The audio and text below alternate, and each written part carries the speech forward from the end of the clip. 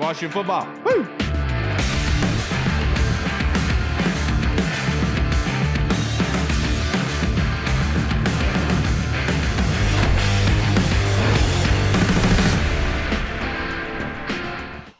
Hey, what's going on, everybody, and welcome to the Burgundy Zone. I am your host, Kyle. We'll now be joined by, the Bonnie Blue of this podcast and Michael Reed, but we are joined by Michael Hall. Just want to say Happy Mother's Day to Reed and all the other mothers out there. We really appreciate you guys and everything you put in. Obviously, if it wasn't for our wives, we wouldn't be able to do this every week, and luckily Yes, we are sir. blessed to have them. But Hall, how are you doing on this beautiful Mother's Day? What did you do today? Good. It's good. It's nice weather. What do we do? Just did what Courtney wanted to do, which was basically just rest and relax. Took the girls to the park, but took them to Target because she owed them a Target run. But outside of that, just rest and relaxation for her. So that's what I've been doing. Yeah, there you go. Well, that's the way to go. What about Especially, you? yeah, What's you got a newborn, so like you got to be able to chill out a little bit. yeah? Um, What about you? How's Katie's Mother's Day going? it's going well. The kids slept over at the grandparents last night because we had a Um, couples game night with a couple of church friends, and so this morning Katie was going to rehearsal to sing, and so she wanted me to come there for rehearsal and Bible school before church, and I was like, no, I'm busy. I got some things to do. I got some. I told her literally that I collect some taxes from the hose, and I kept saying that to her, and she was like, "Can you please stop? What are you doing?" I was like, "Don't worry about it. I got stuff to do." Basically, I was just going out to buy her Mother's Day presents. So I just went out and got her she wanted a window potter for some plants to grow on the window and everything like that.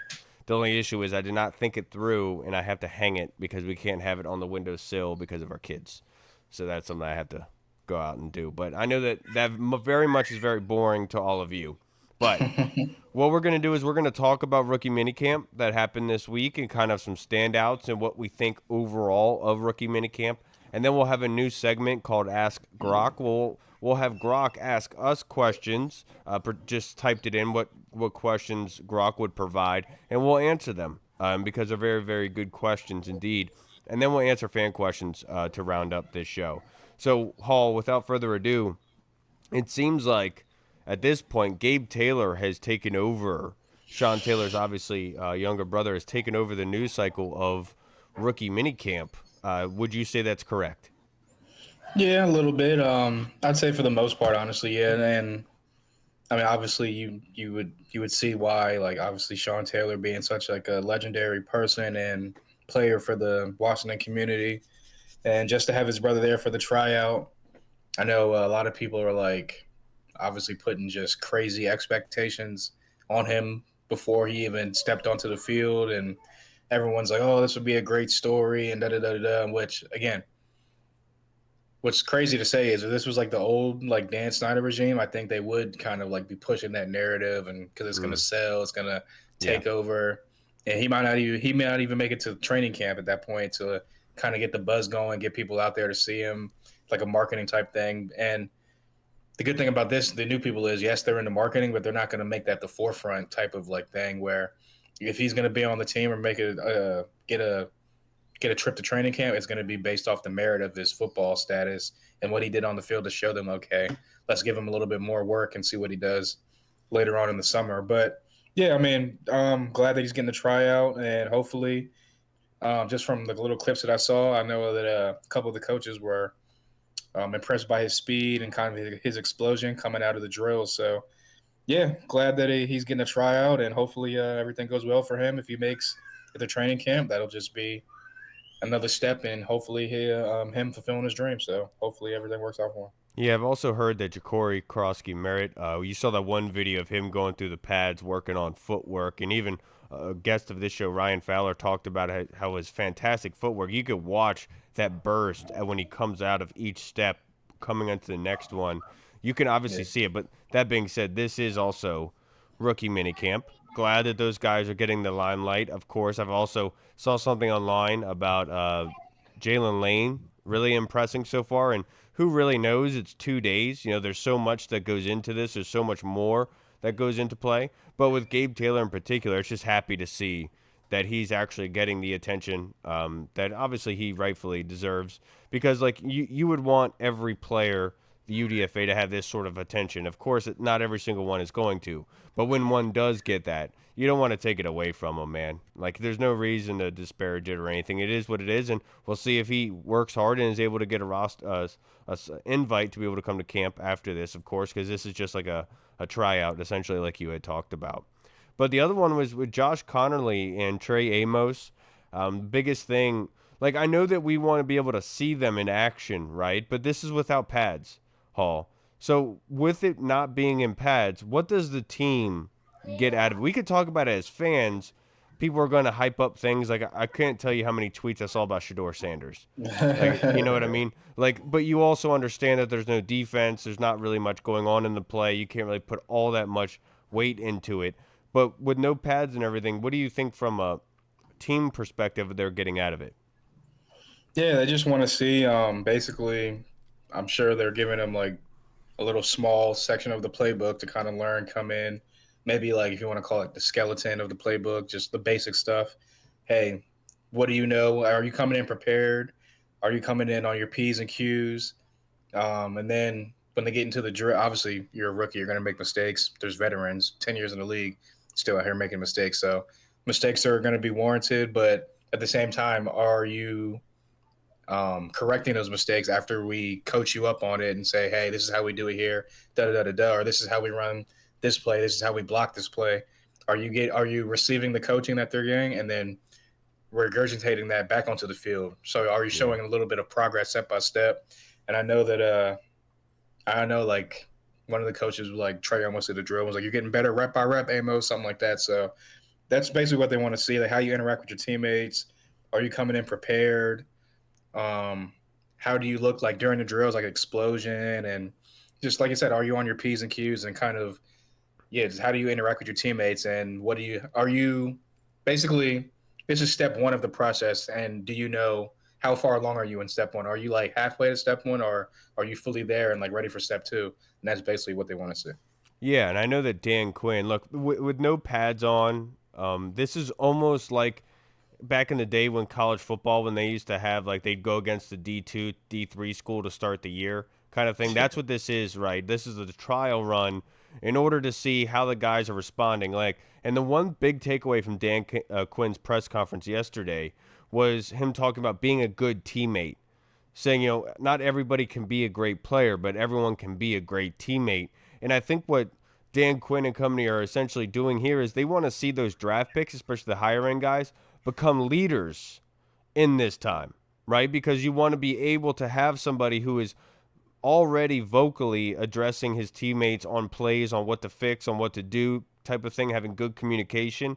That way, it's a seamless transition when they do come in with the older guys, the proven vets, where this is what they do on every play. It's not out of the realm for them. You want to see them kind of take that leadership role, being the higher end draft picks, but the other guys kind of fitting themselves into the mold of what you would request, right?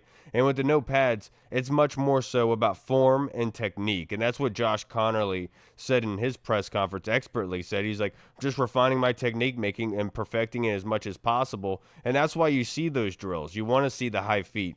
Now, I saw a video of Eric Bieniemy cussing at the Chicago running backs as they kept hitting the cones, right? And like that's exactly what you're kind of doing is just refining that technique and making sure everything is running the way you're supposed to be doing. So that way, when you do hit the ground with the other guys, the vet guys, if you do get invited back, you'll be able to do exactly what's asked of you, right? But with the no pads, you're not going to see anything wow or anything like that.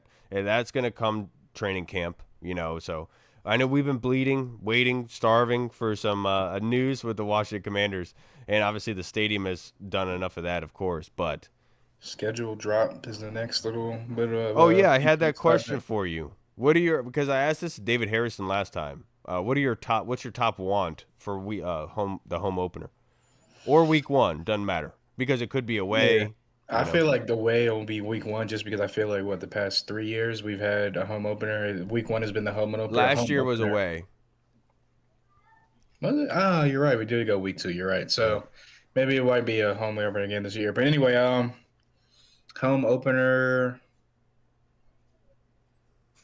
want it to be a big game, ready to like, you know what I'm saying? Like us go out there against like one of the heavyweight type teams to kind of show and prove like last year wasn't a fluke. This we're still up in the mix. So I would say I would like to see us against up in Philly week or I guess either week one. Yeah, week one I want to see us up in Philly. And then for the home opener, I would like to see maybe us first like the Broncos, like or like Caleb Williams, one like a prime time type of home opener where it's us like Jaden Daniels versus one of the That's other actually year really good. one of the year two quarterbacks, maybe like a 4:30 type of game or like a Sunday night football type of matchup for the home opener. So I think that would be a very, very, very, as the kids say, lit. Yeah, I didn't really I thought like Philly would be a great home opener, but I understand how they won the Super Bowl. They have won the They're gonna get home opportunity opener week one. to Yeah. host week 1, right? And I think you're correct about that. And looking back at the Hail Mary getting Jaden Daniels jersey in the Hall of Fame, right? It's crazy. 2 years ago we didn't have a quarterback, and now we have a quarterback in 1 year, and his jersey's already in the Hall of Fame. We Right. gotta like those are high expectations for the young man to keep surpassing. Got to meet that quota and surpass it. But like I agree with you after you said it because that was awesome. Having week 1 against Philly would be really really cool because even last year when we went against Tampa Bay, it really geared us in the right direction and fixing things in a quick manner. Seeing how Tampa Bay is a very well built team. Yeah. They're like when you look at them overall, they're very well built, very good offensive line. They got a running back they feel really good about. They got the wideouts that they have and a quarterback, and then defensively, Vita Vea and company. They're very obviously very good, and so They that remind me of like the Celtics back in the day with like KG, Paul yeah, Pierce, like just a bunch of old veterans that are just you already know going into the season they're going to be in the mix no matter what. So like, it's just like one of those teams where right. yeah, And so like even last year when they lost that game, it helped them, right? But like even going against Philly week 1, would love to have that ability to kind of squash the 55 points put on you. I can't stress that enough on how horrible that was, and we have to be able to wash it out of our minds. And so the quickest way to be able to do that is play them again, and let's see how they stack up again this time. And I would love to hear. And then Chicago week 2. I mean, that would just fit right in with the NFL and what they want in the terms of what a wild game that was last year. I just thought it was funny that Caleb Williams like came out and like in that video or was it an interview saying that he cried multiple times last season. Did no, you see really, I that? didn't even see that. Nah, Yeah, and so like I so immediately said I was so like uncalled I for know him. one game that he cried after for Yeah. because when the camera turned to him and he watched at Hail Mary, I said it just like in Friday. He's gonna cry in the car, Oh, and dog, I legitimately thought he was throwing like a tantrum. He walked away like talking, cussing to himself. yep. I thought he was about to throw like a little tantrum, smack like slamming stuff on the ground and like wiping his face. Like, Like and look, and there's one thing where you hate losing, right? There's one where you react by losing and like you hate it. Jaden Daniels against the Ravens when him sitting on the bench staring, that is genuine, right?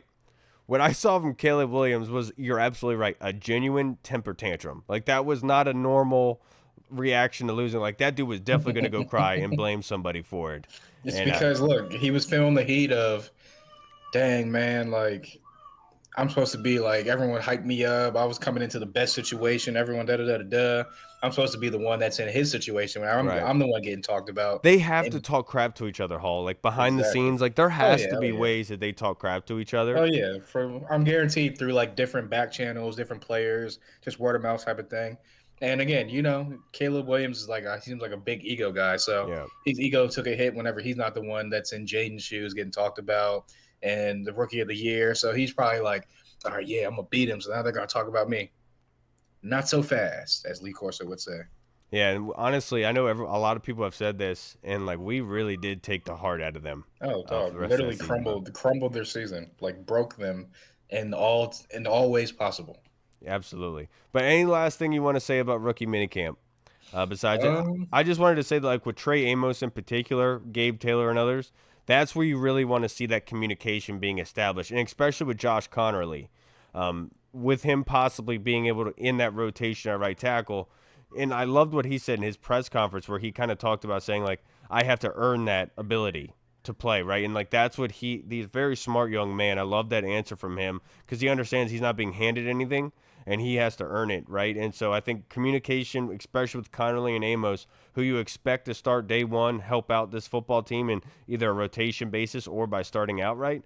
You got to get that communication down because guys like Mikey Samerstill, they came in last year already having that ready to go. You know. Yeah, no, 100%. And then for the good thing is, you got guys like speaking of those two, like Amos and Connerly. You got guys like Laramie Tunsil, Wiley, Biotis, veterans that have been established that are legitly good linemen in this league that can take them under their wing, kind of guide them. Same thing with the cornerback room. Obviously, I mean everyone's kind of down on Marshawn Lattimore right now, but his track record speaks for itself. He's been a elite top corner in this league in his past. And then Mikey Samerson, everyone just raved about how much of a leader he is, how much of like a just a glue locker room type of guy he is. So I guarantee he's already kind of going to take him under his wing as well. So definitely going to be some good. Now I wouldn't say like leaders right away, but definitely guys that are going to be up and coming and good guys that are going to be like the foundation of this roster going forward. Yeah, and I think it was. I'm not sure if it was JP or somebody asked. They asked Connerly about have you talked to anybody since you've been in the building, and he said the guys haven't really been around, but the one guy I was able to talk to was Brandon Coleman, who kind of explained to me what I was going to be expecting, and that was Right. awesome to hear, like from a former rookie last year to a new one, saying, "Look, this is what you're going to be getting at rookie minicamp. This is what they're expecting you to do," and that has to be so valuable.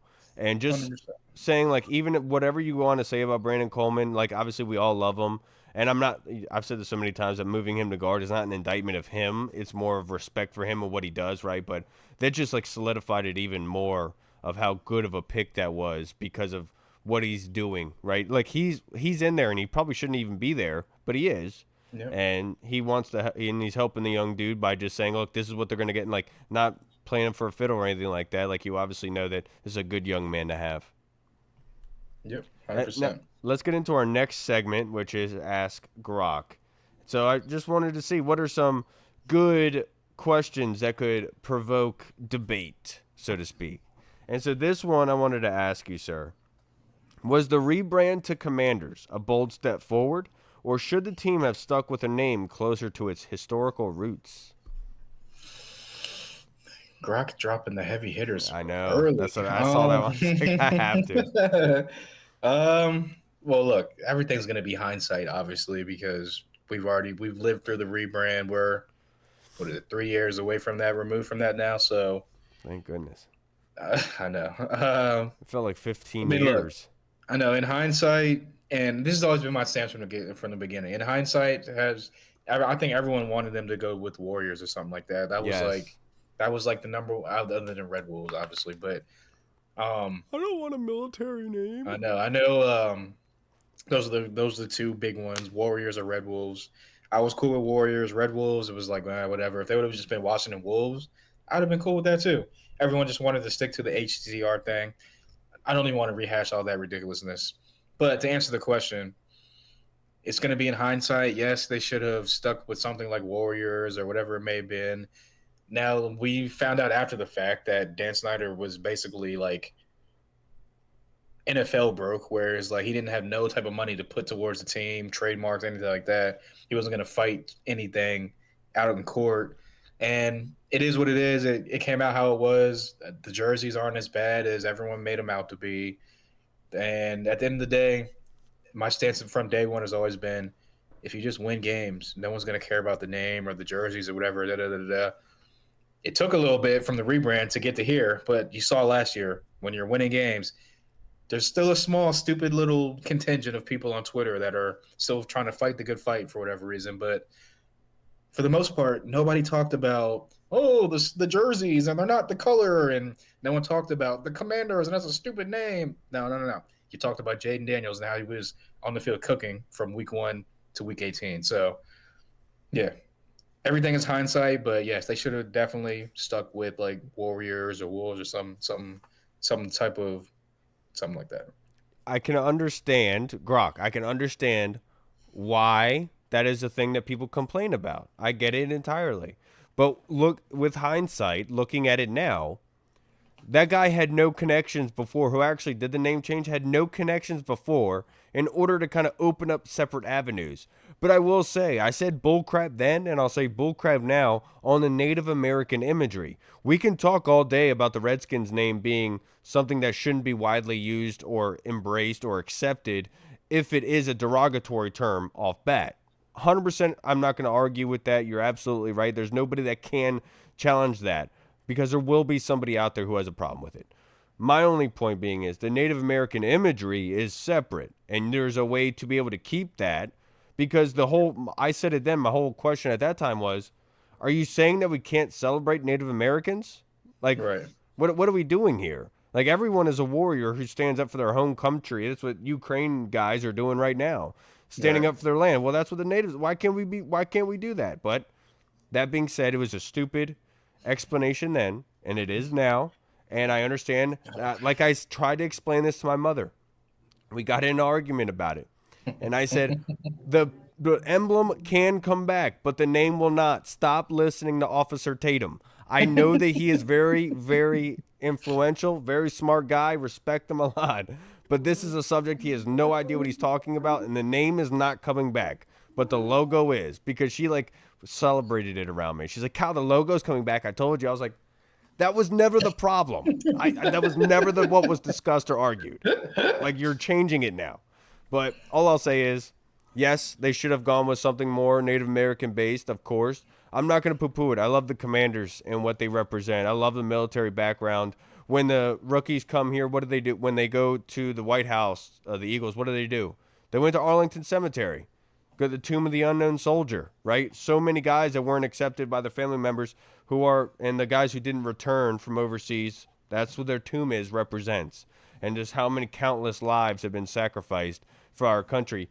That is what this area represents. Regardless, if you go down in that area, we all live in there. I used to. There's people you walk by every day that you would have no idea have that background. And you have a lot of respect for doing so. And so, as much as we want to poo-poo it, a lot of people complain, "I want a military name." And so, come on, dude. There's no other professional franchise that does that. That would be freaking cool and unique. So I'm not going to poo-poo it, but hindsight is 2020. We can see it perfectly now. And who knows about the future, but for right now, we're the Commanders. And honestly, I've always said this: you can call them whatever name you want, as long as That we was call them, such a ridiculous time to as be long as we, as to be long a as, fan of this as team. long as Oh we my call them God. winners. That's Yeah, all I care about. Just call them winners exactly. at the end of the day. And obviously, Exactly. Jaden Daniels has, and Josh Harris, Dan Quinn, and Cliff Kingsbury, Adam Peters, they have done that. Now, this other question from Grock: is the NFC East still the toughest division in football? And can the Commanders realistically challenge for the top spot in the next 2 years? I wouldn't say still because I mean, if Just you erase the still. yeah, because I was gonna say because they haven't been one of the toughest divisions for the AI is past. never perfect, my brother. Yeah, I forgot it was Grok. Yeah, Yeah. but yeah, if you're going based off of like the '80s and like the glory days, and yeah, they're still the toughest division. But I will say post draft, like if you're just looking at the rosters of all four teams, like yes, the Giants, they're a little bit depleted as far as like they don't know what they're going to get out of their quarterbacks as far as Russell, Jameis, and Jackson Dart. They still got Malik Neighbors. I got a hell of a defensive line with drafting Abdul Carter. Defense is going to be there for them, so you never know what they're going to get out of them. And they just get stable quarterback play. Eagles, obviously, they're the Eagles. Us, we're going to hopefully be back in the mix. And then the Cowboys getting George Pickens.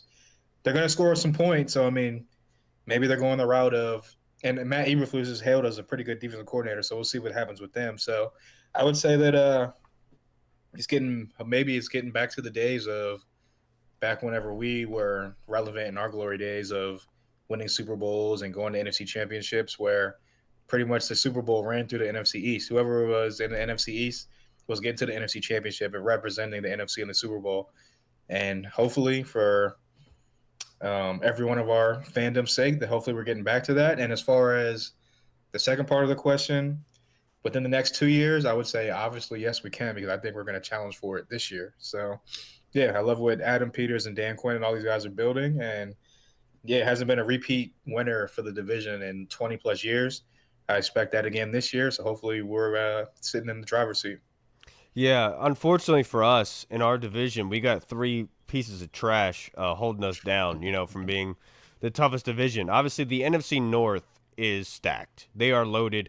They completely dominated the playoffs last year. Obviously, the Bears were a little bit off ever since we took their legs out from under them halfway through the season and their tears. But I was like with the NFC East, obviously the Super Bowl winner is going to really heavily tilt it, right? On paper, you could say that's the case. I think the Giants are still up in the air. Obviously, they could catch fire. They have more quarterbacks than they have hope right now. So like that's somebody that could always like you just find the right combination, right? They built a very good team in this draft. They did a good job. I will admit to it, and that's why getting Connerly is such a great pick. Just solidifying the trenches, building up that Hogs kind of mentality. Is it the best division of football? I'm not 100% sure. I would be willing to say that they're either 1B, right, or 2, depending on how much fluff you want to add I on to the would, yeah, paper honestly, aspect. I would probably put them probably at 3, only because I'd put the NFC North probably NFC North, AFC North, however you want to put those, stack Yeah. those. And then I'd probably put us, but I would say a close, probably fourth behind us or with us or third, whatever you want to call it. I'd say the AFC West with the Chiefs, Vikings, Chiefs, Raiders, Broncos, and Chargers. I think that's going to be a tough division too, but I would definitely say we're third at minimum. Yeah, and with the AFC West, I just think, or with the AFC North, I think Cleveland just really brings everything down. Yeah, Of that course, is but true. I didn't really think about Cleveland. I just for some reason I always think like if their defense can just keep them in games, and I'm like their quarterback situation is like the most ridiculous thing ever too. yeah, So the Saints now have an issue with Derek Carr retiring, of course, but yeah, I do think that they're up there, just based on totality, like on what they have. Obviously, the Giants are what are really bogging you down a little bit because last year without Dak, you really truly, but that each of these teams come with their own heavy hitters, right? But I think that you could put more stock into the Giants than you could the Browns at this point. That's why I would give us the tip over. But I didn't even think about the AFC North. So credit to you because that is definitely a division that deserves it. So I'll say the 2B, 2A with the AFC North, NFC North being number 1. Now, this is a great one. This is the last one I have for you, dude, before we get into fan questions. Should the team lean into a run heavy offense with players like Brian Robinson Jr., or is it a pass first approach the only way to win in the modern NFL?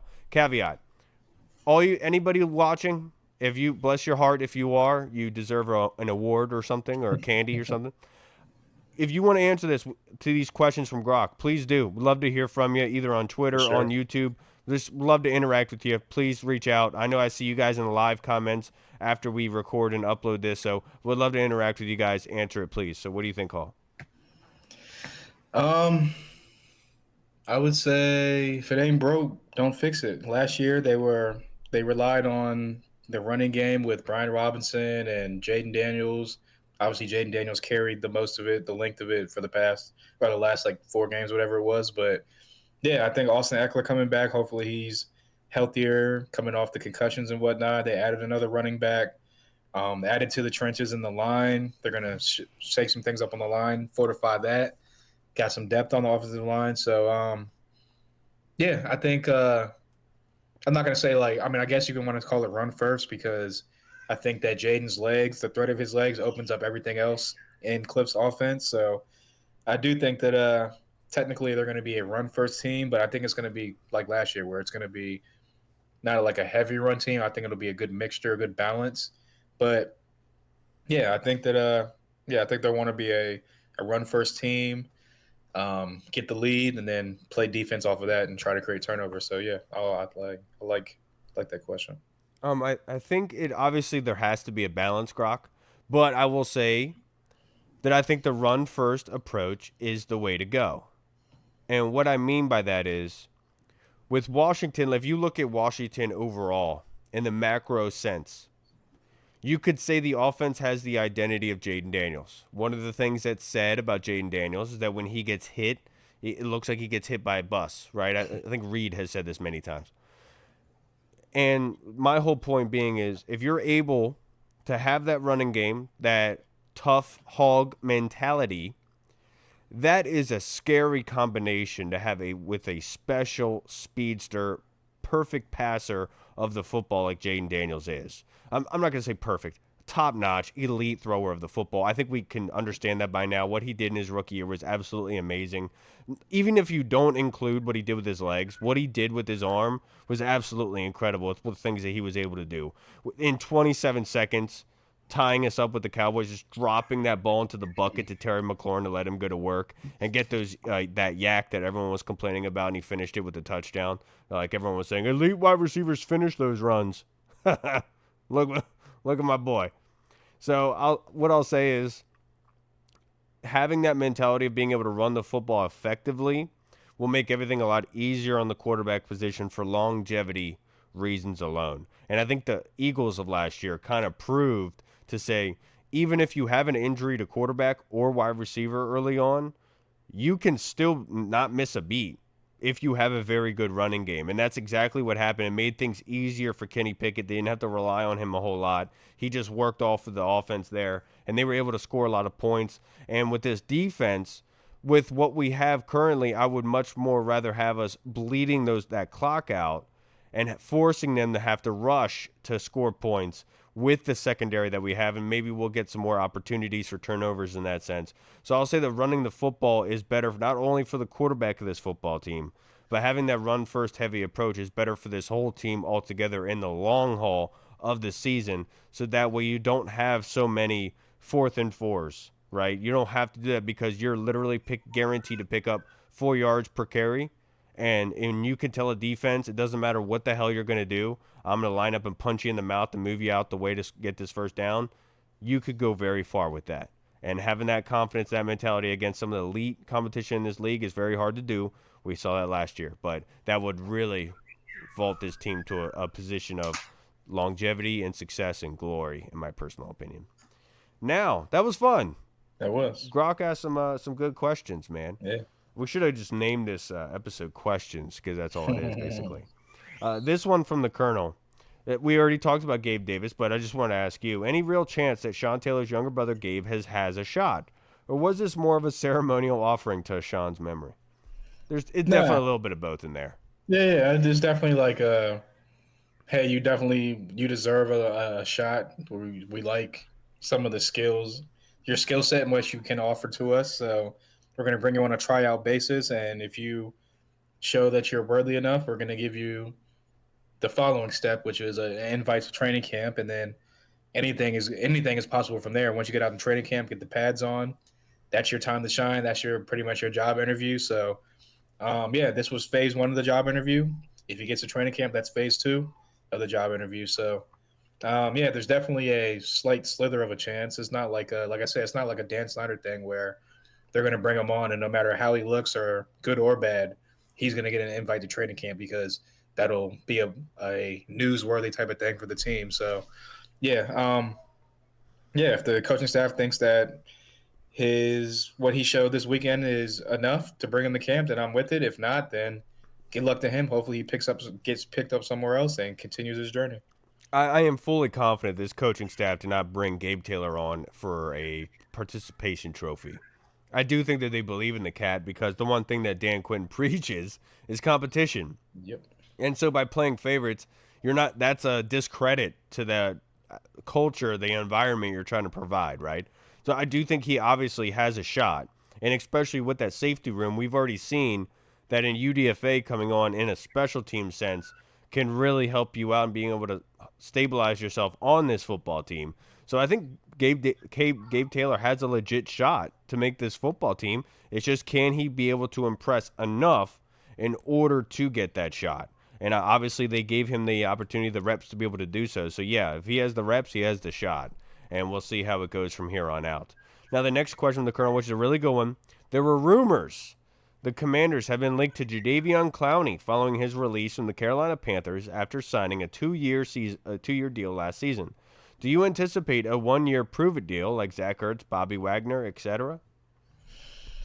Yeah, I don't know if it's going to be exactly Jadeveon Clowney. I think you can add him to the list of those veteran pass rushers that are still out there that they might possibly take a look at, depending on how things go during training camp. Maybe what they think that I know they obviously like what they have right now, but maybe they think they need to add a little bit more juice to the room. Maybe they think like, hey, we thought we had this, but maybe we need a little bit more. So Yeah, the normal names that have been out there for a while, like Zadarius Smith, Preston Smith, Von Miller, have been all the three names that have been kind of linked as the veteran pass rushers to kind of add to this room.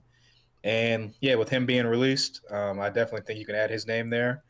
I would definitely look to see maybe someone gets cut during training camp, like they did last year with Noah Brown, adding him to the room. So I think all options are on the table, but as of right now, unless something changes throughout the summertime, I do think they're going to go into training camp as is. But I would probably give it like a 50 to 60% chance they sign one of these veteran guys at some point throughout the summer.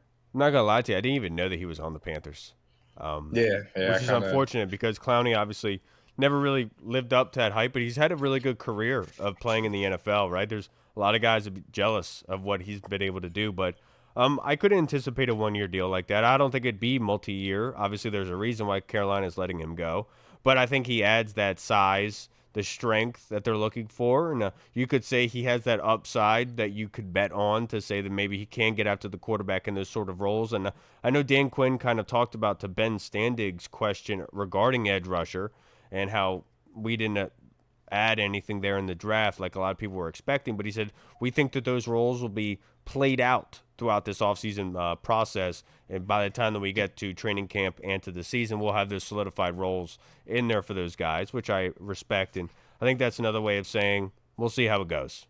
Right. And Yeah, I heard a tidbit, a good tidbit, where someone was like, basically 2 years ago, Jadavion Clowney with the Ravens, 9.5 sacks. I think that was tied his career high or like his career high, whatever it was, something like that. Had a pretty solid year as a pass rusher. Like I said, 9.5 sacks. Goes to Carolina because he had other guys around him on the defensive line to help him out. mm, Goes to Carolina. Brown gets injured, so you don't really have another guy to kind of take the pressure off of you. He doesn't really have that good of a year last year. So I think if he comes here and he has some other like guys around him on the defense, and they want to add a guy like that, I do think that he could give you 5, 6, 7 plus sacks. So I wouldn't hate the move if they made it. okay. And now the next question from the Colonel. Please comment on Tampa Bay's signing of UDFA Desmond Watson, 6'6", 464 pounds, 36 reps on the bench, and an insane 5'6", 40. The man is 80 pounds heavier than Refrigerator Perry on the 85 Bears. What would you utilize someone this massive, and how did he go undrafted? I think he went undrafted because teams were concerned about his weight. That is a huge mammoth of a man. Him himself said that he needs to lose some weight to kind of Yeah. not only for his health, but just to kind of continue his NFL career or try to start his NFL career. But yeah, I guess look, teams are trying to. I don't know what's going to happen with the tush push if the NFL is going to ban it or refine it, whatever it may be. But a 400-pound dude that can just clog up the middle seems like a good way to stop the tush push or some type of short yardage like situations to me. So um, yeah, dude's definitely got to lose a little bit of weight because that's ridiculous. But if he makes a team, I could definitely see him used as like a short yardage type of guy, just a second and short, like a run down to a known running down situation, or like a short yardage situation. Uh, Colonel, what I would do to utilize someone who's 6'6", 464 pounds, down here in DC, I think he would fit right in because what I would do is I'd pull up a crane, I'd lower it, I'd hook it on the back of his jersey, and then I'd knock the hell out of RFK with him because that is one big boy, right?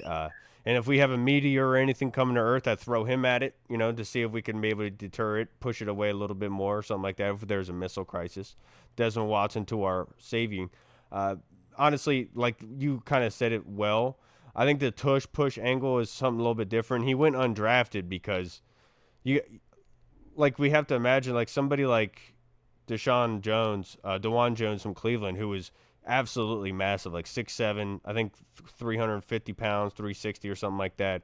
They were having questions about his weight at that time. This guy's 464, right? Like there's a reason for that, and you can't really ask him to do all that much. You go imagine him on a jet sweep against the Chiefs. Okay, like as soon as that ball is snapped, he's already losing the rep. You know what I mean? Like he's nowhere near.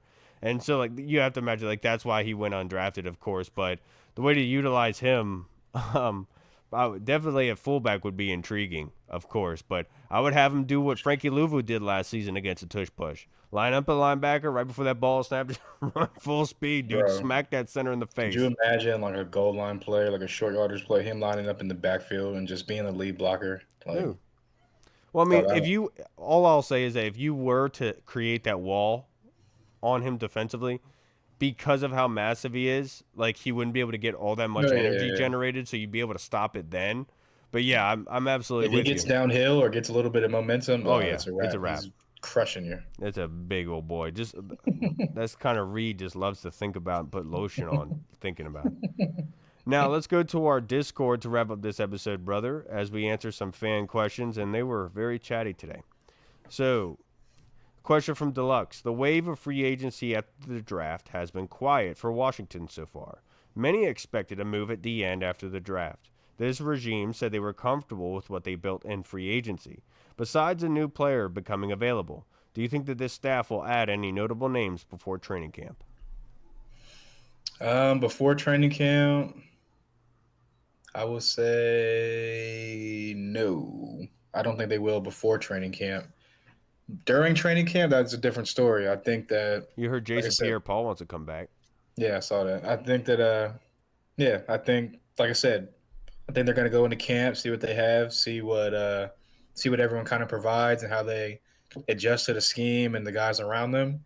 If they see that, hey, we're lacking in pass rush or we're lacking in whatever it may be, I could see them going out and getting one of those 3 or 4 veterans I named earlier and bringing them in on like a 1 year vet minimum or a 1 year 5 million, whatever it is, 1 year small money deal to kind of add to the room and generate a little bit more pass rush, kind of that Dante Fowler role, if you want to call it that. Yeah, I'm with you there. I get it. I'm not sure. I think I think maybe another kicker or something like that, but notable names, I'm not really sure. Like, because we kind of talked about Jadavion Clowney, but I agree with you, Deluxe, that they do feel comfortable with like with what Dan Quinn's reaction to Ben Standig's question, whereas basically we'll see how it goes. And it obviously seems like they are very content with what they have. And David Harris, I think, explained it very well last week in saying that they basically said it's the system, not the player, right? And that's what they're confident in. And I can agree with them in that sense. Like, I would agree. You guys, you did produce 11th in sacks. That is if you are okay with sending extra, and that's what we are content with, and we understand, and we don't want to lose that because obviously that goes to Frankie Louvu's strengths, right? And even Bobby Wagner, to be honest, like Bobby was very good rushing the quarterback last season. You remember when he destroyed?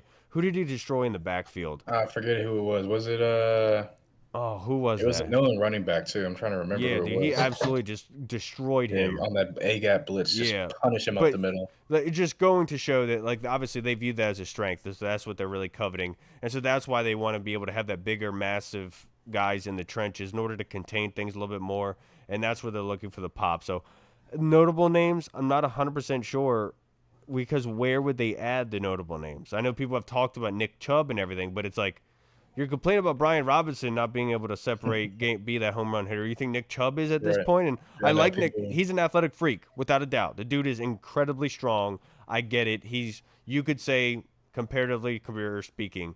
Obviously, Nick Chubb has been more productive, but just saying more wear and tear on the tires.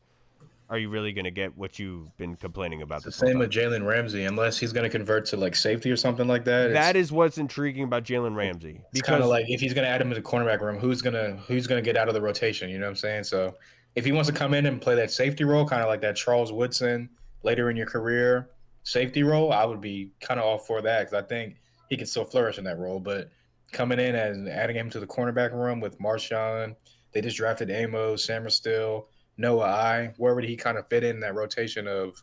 I mean, look, it's all about competition, so whatever. But I just don't see that fit. But the safety fit, maybe, yeah. yeah, and I agree with you there. Now, the next question that we have is from Deluxe. Is Madrano a replacement for Walker? And Tim Towner responded and said, or Chin. I think that he is a developmental piece that can is going to be hopefully contributor on special teams just because of his speed and whatnot, and maybe eventually he works his way into like a third down package type of coverage type of linebacker. But yeah, I think he has a little bit of ways to go to kind of be that chin roll because he has to refine his tackling and his angles and whatnot. But if they can get him onto the field in special teams and go from there, and like I said, get him in some like sub packages, some dime packages, third and passing, known passing downs on third down, get him in there in some coverage schemes, then I could definitely see that. But yeah, the Chin roll I think is a little bit too early to say that he's a replacement for Jeremy Chin or anyone like that. Well, it's intriguing the chin parks. I've heard others talk about this that he could be somebody that could be used at safety. The only issue is that he's a former wide receiver that has transitioned to linebacker. And so now when he gets to the pros, you're going to ask him to switch to safety to add a whole new position to it. And if you have confidence in his intellect and his ability to pick up things, then of course do it because obviously he has the size, he has the speed. But that being said, being the last line of defense as a safety, you have to be willing to tackle and tackle well. That's not one of Kane Medrano's strengths coming into this team. Maybe they're able to flip that. Maybe he can be a tackling machine, but just given of odds and numbers, it's more than likely like baseball. If you think about like a guy's batting average and their ERA and everything like that, the law of averages is going to say that most likely that's not going to change, right? It's going to more so continue and trying to diminish how much it shows up is probably the best case scenario for you, right?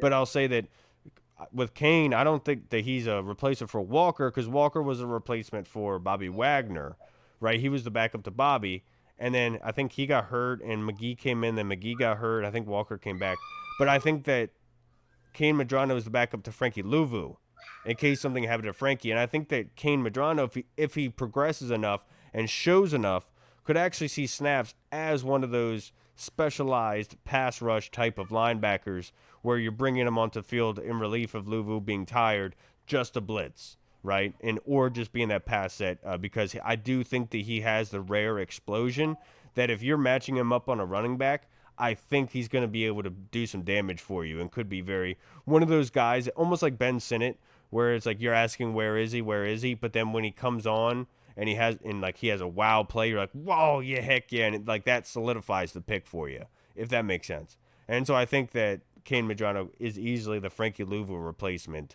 I poo-pooed, I think it was Bobby Golds or Bill in Bangkok, whatever his name is, which I think is a suitable name for Thailand, given with all the funny memes that's coming out about Thailand with the man boy, the girl boys or whatever. That would be their capital city. I think that just is so funny. Um, Also, but if he's going to be a safety, he has to change that number 56 because wearing number 56 as a safety is just gross. no, and I love the 56 on him. I think that's perfect for him. It's eye popping. It's what you want to see. 55 is not a bad one as well. It's just too bad Abdul Carter picked 51. Yeah, it's That was weird. putrid. But honestly, yeah, I would say that and with the chin thing, it's gonna be hard to replace Chin in my personal opinion. I like Harris a lot. I think that he's gonna be productive, but I don't think that Kane Medrano could be the replacement for Chin. No doubt. I think Tyler Owens much more fits that bill of being that bigger kind of safety that has the speed, that has that tackling ability that you're looking for. If you're looking for a Chin replacement, especially if that makes sense. Now we got a couple more minutes here. Do you want to do another Grok question? Yeah, sure. All right, let me pull it up again. Let me pull it up because that was Q. That was Q. This one, let's see. If I asked you who's your favorite player on the current roster, what makes them stand out? I mean, I think you would say Jaden Yeah, I Daniels. mean, it's hard not to say Jaden Daniels, but if you want to go an obscure player that is my favorite player right now on the roster, I go Oh, Frankie Louvu. I like Frankie Louvu. I mean, that's not like a obscure pick, but just the energy he brings and all that, and his warm up, his pregame speeches and all that, the hype videos that be like making with him. That's my guy. Terry McLaurin. Terry Well, yeah, McLaurin. I wasn't trying to pick. Terry I mean, McLaurin. What makes him stand Louvu's out? one of the top What makes guys him too, stand though. out, Grok? Just search the name Terry McLaurin. That's all I got to tell you. Just search the name Terry McLaurin, and the proof will speak for itself. Now, the next one from Grok. This is a really good one. Are there any throwback uniforms or traditions you'd like to see the team bring back? Mm, I would like to see them bring back. Everyone's been talking about the uniform, so I just wanted to bring back one of like the throwback uniforms, like I like when they used to wear like the all burgundy, like the real all burgundy, like the ones behind you, the all burgundy, like jerseys with the pants and the cleats with the helmets. That joint was nice. But like a yeah, I would say that. A tradition I would love to see the team bring back. You know, like in some of my favorite memories at Washington games, which is like embarrassing to say, is like when they would play like "Blowing Money Fast" by Rick Ross, and you'd see D Hall, you see Carlos, everyone out there dancing, to it right before like, and that got everyone popping, excited, and everything like that. So maybe they play Kanye West's new song. Like maybe everyone will really. I'm sorry, that's messed up. It just when I saw that, I was like talking to my coworkers. I was like, bro, what is going on? Kanye's on a whole nother planet at this point. I don't even know. Right, that was funny. But look, the uniforms though. I mean, I've talked about it so many times. My favorite uniform on Madden, well, back when I used to play it, was the white jersey with the red stripe on the uh, arm, and then having the red R with the white circle around on the yellow helmet. I think RG3 wore it with like the two stripe burgundy stripes right here in 2012. Like that sort of rendition of it, I would absolutely love. Or the arrow that we used to have with like Daryl Green. I think that was the Spurrier year. Like They those, need to bring out the mustard yellow color rush jerseys from Madden too. no, please stop, dude. Bruce Allen, man, the mustard McDonald's yellow. It's like, what are we doing here, bro? Are you trying to get us laughed at? Mm. And like, as much as everyone like, complains about the uniforms now, it's like, dude, look back at the color rush. Is that what you want? No. At least they didn't make the jersey yellow too. That would Yeah, have I been know, too man. It was much. brutal, brutal times, bro. Brutal. Now, still not as bad as the name change, though. Now the last question I'll ask: what's one thing you'd love to see the Commanders improve on or change in the next season? In the next season, like this upcoming season, or like Yeah. in 20. All right. Um, improve on or change. I would like to see them improve on or change. Man, obviously the easy one would be actually. You know what? I would see them improve on or change the turnover size on the Are you for defense. real? Yeah, come on, man. Great line, Man, great minds think alike. But come on, bro. yeah, they got to get more turnovers. Obviously, that was a key for Dan Quinn in Dallas. Every year he had a new guy, like it was Trayvon Diggs, and it was fifth round pick from San Diego State. I forget his name right now. Just brain farted. But Deron Bland. It was Bland the next year, and then after that, it was they had injuries. But yeah, I think they need to find their guy that's going to be their turnover generator. And if they can do that, then this team is legitly a Super Bowl contender if they can get the turnovers up. So yeah, I'll say that. Yeah, dude. I just keep thinking about all the videos I've seen of people playing Kanye West song and like the different people that have you seen those? Nah. Like, there's been like an older white couple like blasting it in the car type stuff. I mean, we can play that in the stadium, and I could throw off the other team. They'd be Oh like, no! Like "Are when they when playing their this right offense now?" takes the field. Yeah. Oh no, dude, they would get so mad, especially with Josh Harris being Yeah, Jewish. I no, don't think that would. we'd be canceled Yeah, ASAP. We'd be back to like the hated team in the NFL you'd be again. fired before the first verse. What I would see them change on because Hall stole mine. I know Joe Witt would agree with wanting to see more turnovers. I'll say yards average per rush. I think that's most important. And I think the third down conversions on defense is another one. Because the reason why the Eagles are able to do the tush push is because they run the ball so well that it's hard to be able to get them in those third and eights, third and sixes, right? Like they're always doing enough to be able to get in that fourth and one, fourth and two range that they can execute that. If you're able to have that kind of confidence in your running game, it really makes everything easier for you overall and being able to convert. And I think that tush push is a really good indicator of that. And so I think the yards per rush is obviously there. And then the third downs and being able to keep them in those long third downs. Because I think that's one of the issues that they had last season is that they allowed a lot of those easy stuff to happen and it made those short third downs. And so it was hard for them to generate turnovers because it's almost like you're worried about them either running or passing because it's 3rd and 2. Whereas if it's 3rd and 8 a whole lot, more than likely there's going to be a rushed throw in there somewhere and somebody's going to be able to get their hands on it and come down with the football. And so I think the 3rd down is another one on defense I'd really like to see them improve on as well. I haven't had the data in front of me to support that claim, but just saying. All right, everybody, that's going to wrap us up for this episode. Happy Mother's Day to everyone out there, especially Reed, who are celebrating this day. Love you to my wife and my moms out there, of course. Love you guys. Hall, make sure you say that to your loved one as well. I know that she kicks ass and does really well. Love you, Courtney. Love you, Mom. Happy Mother's Day. Y'all never see this, but yeah. Hopefully not. Talk about Kanye.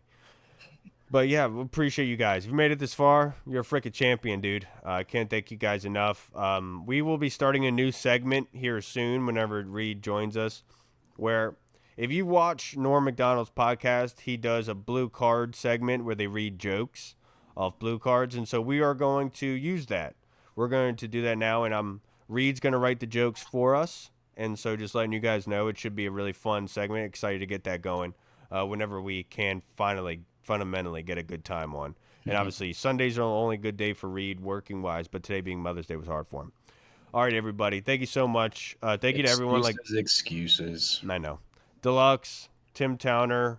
Thank you to Colonel. Thank you to Grock. Thank you to Grock for our new segment of Grock asking you some really good questions, of course. The heavy hitters. Absolutely. All right, everybody. We will see you guys again very, very soon. Next week, most likely. We appreciate you all. I'm Kyle. I'm Hall. And we'll see you guys again next time. And remember, we want to hear your answers to some of these questions. I'd love to hear from you. All right, everybody. Washington football. Woo! Peace. What's up, everyone? This is Kyle from the Burgundy Zone. We are releasing our own merch to support the show. If you want to rock the Burgundy Zone logo or you want to see Reed's face on your shirt, we got it. We're starting with t-shirts, hoodies, and zip-up. So if you're a fan of the show, make sure you snag one before they are gone. Check out the link in our bio on Instagram, or you can find the link in the description of the video. Thanks again for all your support. Until next time.